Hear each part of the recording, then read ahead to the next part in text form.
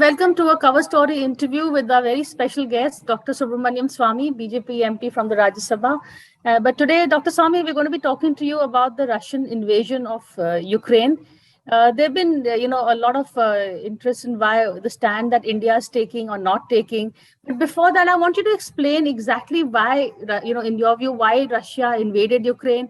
Was it because of NATO pressure? It was coerced into it, or it has its own ulterior motives? People are saying it wants to, build an Akhand Rus kind of a thing. So first, the situation as you see it, and then India's reaction. You see, first of all, Ukraine was asking for admission to NATO, and the Americans were putting it off, knowing fully well that it would have a very adverse effect. And they said, well, we are with you, but we are not in a position to take you into NATO just now, or NATO just now. So that couldn't be the reason. The second thing is that since Putin came to office around 2000, and then slowly rose to the lifetime president of Russia, he had been nibbling at Ukraine, and Ukraine has a long history of its own, very long history, and people used to be proud to call themselves Ukrainians. Even in Russia, for instance, Khrushchev was not a Ukrainian. He was born on the Russian side of the border. And it's because of its long history, there was all-round feeling during Stalin's period, that this should be put down so that the image of the Russians doesn't go down. And in the process, after World War II, Stalin took advantage, and he created a federated state called the Soviet Union, of which Ukraine also became part. And Ukraine was even then rebellious. So the question is, Ukraine was an independent country from the beginning. It was subjugated during the Stalin period, and subsequently Brezhnev and Khrushchev and so on. And during Gorbachev's period, when the whole Soviet Union broke up, the first country to go out was Ukraine. Ukraine is a democratic country. They hold elections. The sitting president loses. Somebody else comes. So it's something that any dictatorship will be nervous, especially if it's on the border. And so that's the background. And yes, there are Russian-speaking people in the neighboring country, like we have Urdu-speaking people in India, Pakistan's official language. So they had that, but that was just an excuse. And Putin had already served notice in 2014 by taking over that thing on the Black Sea, that area. And so he was now poised to two more areas, which is Russian-speaking. Then once he found that there were no resistance from the NATO countries or the NATO countries, he then decided to invade. And it's a classic 19th century invasion. He's gone there against a defenseless enemy, and he's in the process of taking it over, perhaps kill the present president. How do you regard India's reaction to, we so far have not said anything, and neither has China, interestingly. So the two reactions. China is a senior partner, so it doesn't want to be seen following Russia. They have done that. They had told the Americans in advance, if you will put a veto if you start forcing the Russians. But the Russians themselves have a veto. I mean, they got it as the Soviet Union, but they are continuing to have inherited that veto. India, of course, gave that veto to China as a gift in 1950, Jawaharlal Nehru's noblesse oblige.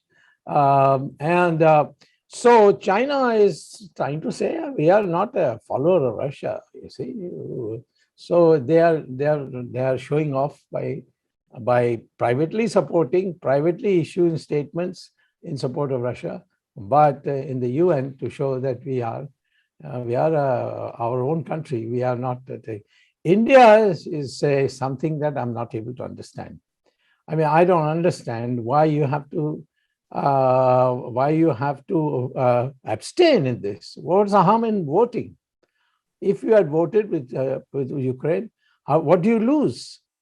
What can the Russians do? Unless there is something which you and I don't know, by which the Russians can make our life hell. I don't know of anything officially or documented wise that Russia has any hold on India or Indian politicians. But the Indian politicians in the ruling party are behaving. Of course, I know that in Congress, Ms. Sonia Gandhi and Putin are great pals. They went to the same school, which I won't name. And in 2016, Putin personally escorted her to a place called Vladimir, which is the first name also of Putin, where Sonia's father was put in jail as a soldier of Hitler's army, having been taken prisoner. So this is all it came in the press also at that time that Putin has escorted her there. So I'm not talking about the Congress, I'm talking about the BJP. And it's a very big surprise to me that we have taken the side of what the Russians would like us. We have taken the same side as China. Same side as China, as in sitting on the fence, but ultimately, by not condemning it, we are still keeping our options open. No, China is not sitting on the fence. They are saying noblesse oblige. In other words, the Russians don't need us. They have their own veto. The real question will come when, if the Americans do what I have been urging publicly, go to the General Assembly now. You have failed in the, there is a provision in the, if you don't get your way because of a veto in the Security Council, you can go to the General Assembly. And there are about 200 countries there. And I'm sure that except 80, the Russians cannot mobilize anymore. So the Americans can win there. And I would like the Americans to go to the General Assembly. And then, of course, China will side with Russia. That's when we'll also have to take a call. No, we can abstain again. You can abstain there. We are like Bhishmacharya watching Draupadi being stripped. Oh, that's true Dr. Swamy style. He has not minced any words over here. That is our culture, the ancient culture, Mahabharata. That happened. So you're quoting the scriptures to make your point. Yeah, that's right. Correct. Okay. But the larger picture, is this the beginning of another Cold War? People are saying, with the US, this is a proxy war between the US and now with Russia and China on the same side. Yes, if the Russians and the Chinese stay together, and they can stay together only if the Chinese are convinced that the Russians accept their junior status. The Russians accept their junior partner status. Then I think the Americans have a problem. The only country which potentially can balance that is India, because they are a large country, huge population, tremendously intelligent people. And it requires a mindset of a leadership which is ready to take the risk. If, for example, this time we had taken the risk and voted with Ukraine, we would have earned huge credits.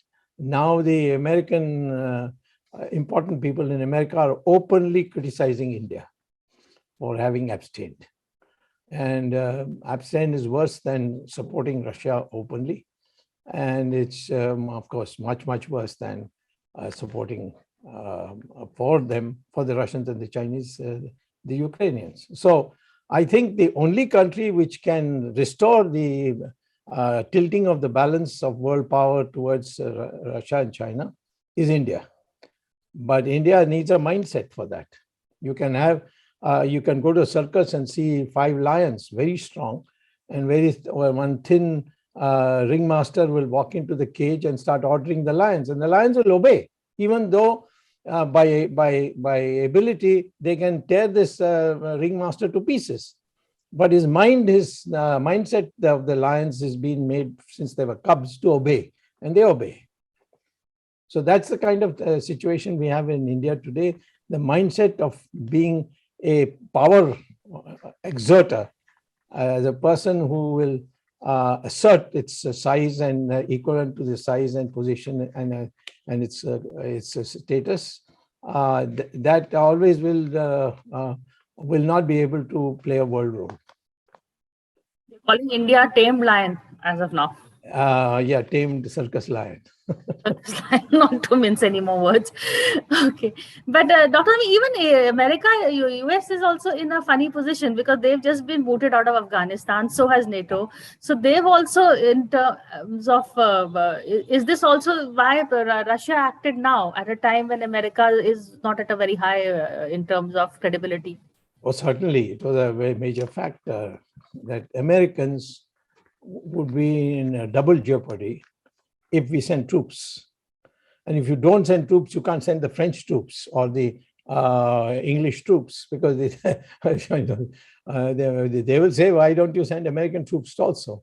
And if you do, they'll say, why did you pull out from Afghanistan then? You said you didn't want troops abroad. So that is the reason why the Americans have hesitated. But I think once that past baggage of Afghanistan wears off by people saying, no, that's different, this is Europe and that is Asia, so now we have to defend it, otherwise the Germans will collapse and the French will collapse, everybody will start making deals with the Russians.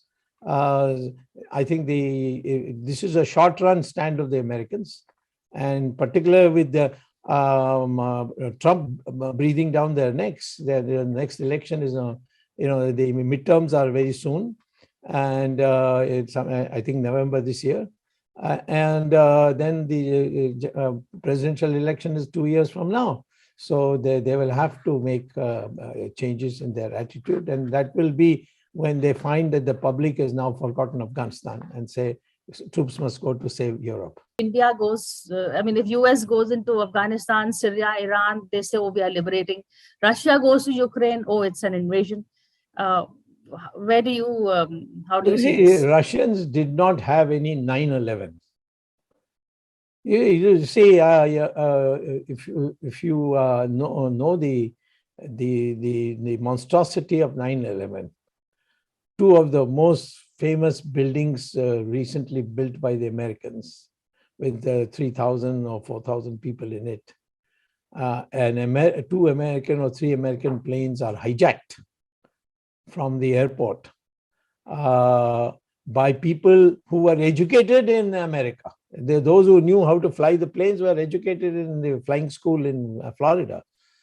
And then they fly these planes, killing not only the innocent passengers, but blow up 2 buildings, creating the feeling that America is no more safe in America, which was one of their prides, you see. So they had some kind of a justification. I will not include everything that they did, but some kind of justification. And here, what is the provocation? I want to know exactly what wrong has Ukraine done to Russia. I mean, these are all given to Ukraine when Gorbachev and then later on Yeltsin, of which the junior partner, the vice president was Mr. Putin himself. They agreed to unravel the Soviet Union. And now, how can we be sure the other countries also will not come under the gaze of Mr. Putin if he becomes megalomaniac? And I certainly think that if the Americans don't respond, he will now think that he can do more things. So therefore, Putin had no explanation, no excuse. But Americans had an excuse. Whether that excuse was overstretched and all, we can argue. But they had an excuse. After all, their own country was penetrated by people who the Americans had given a scholarship and given them a chance to get some education. And they namak harams that they were, and they all came from Pakistan. They came from Afghanistan, and they came from Iraq, and they were all traced, each one of them. So you think that was a war against terror, part of the... Yeah, and vindication that America can't be fiddled with like this. Now the hawks in India are saying that this is a template for us to get back POK. Do you... I saw what you said on Twitter, by the way, when someone asked you that. You see, these are all mindset questions.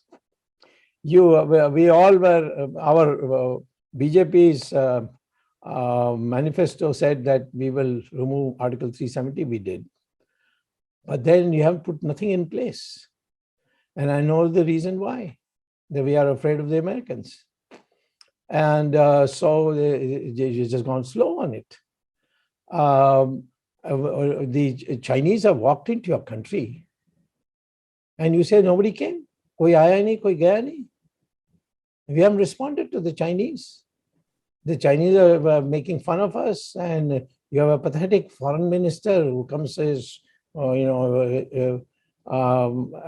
are discussing, we are doing this, we are doing that. And he has some favorite phrases which he keeps repeating, which looks like a parrot's. So how can we think of taking over POK? This is the mindset. This is the same circus lion syndrome. Yes, we should take it over. In fact, while the Russians were doing that, we should have done this, because the Pakistanis, now the Americans feel, are with the Chinese. And they wouldn't have minded. And we would have said that we are laying the base for Afghanistan. And Afghanistan also, we ran away. I mean, we were everywhere in Afghanistan. We just ran away at the first thought. Here also, the main thing we are discussing is whether Air India will land in Ukraine or not land in Ukraine. Of course, now they have to pay commercial rates. Previously, it was all at government taxpayers' expense. People were going and coming.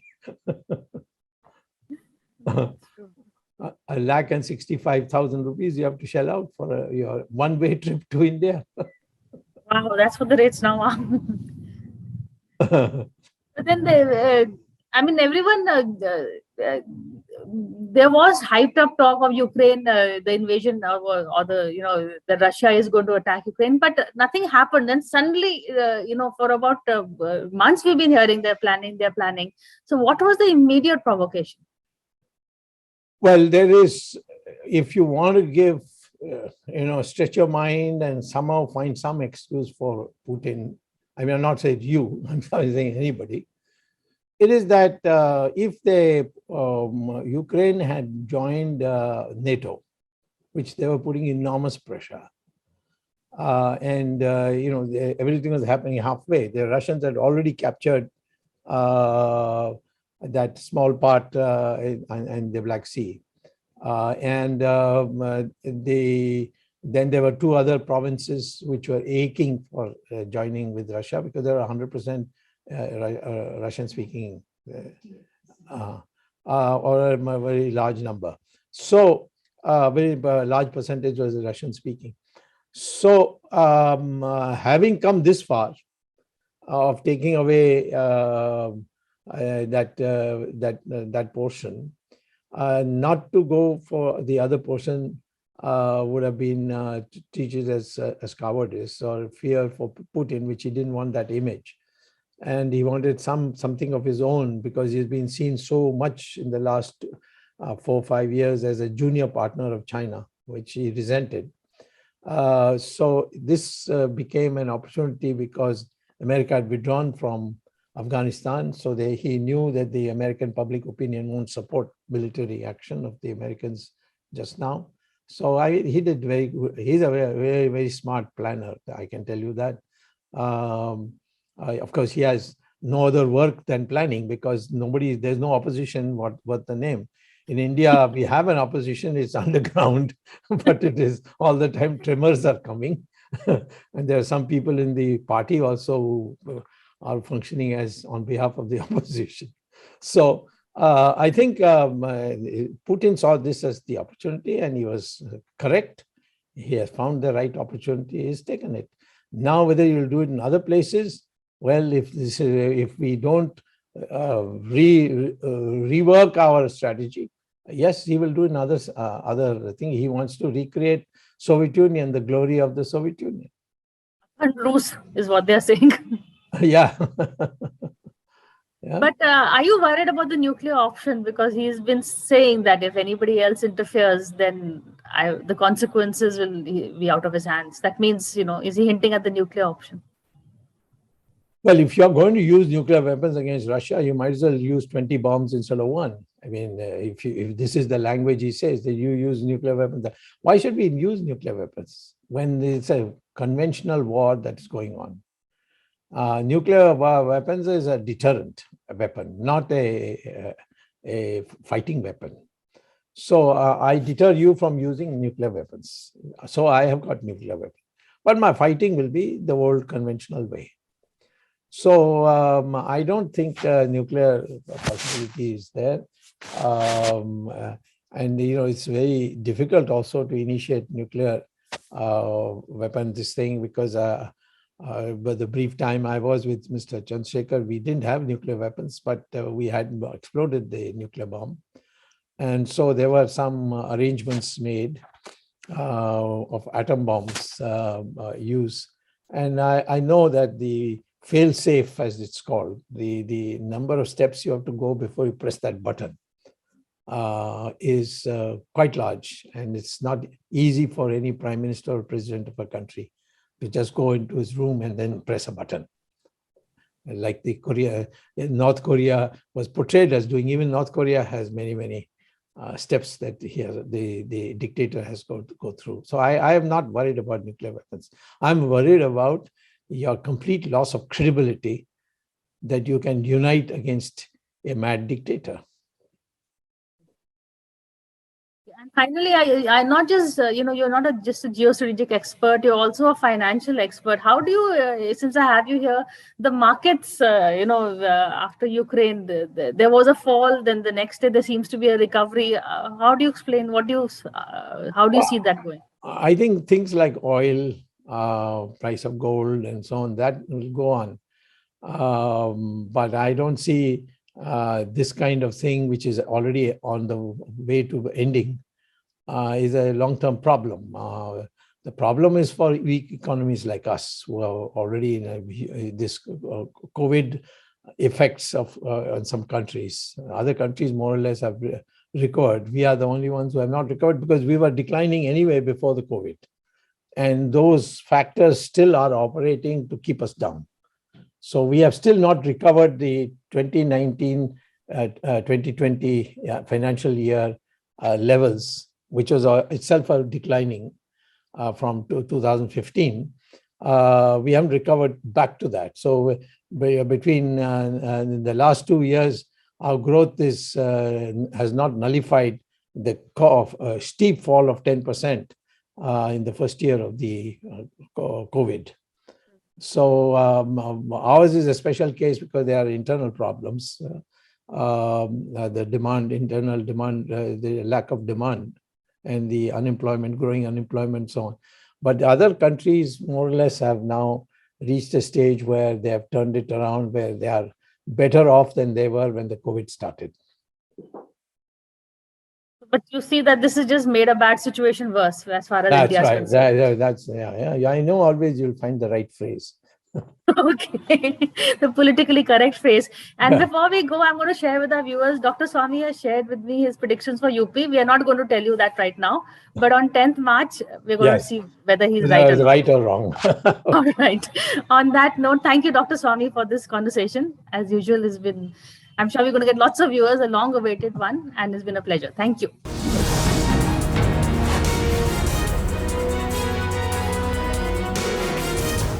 For more such videos, subscribe to the NewsX YouTube channel, hit the bell icon.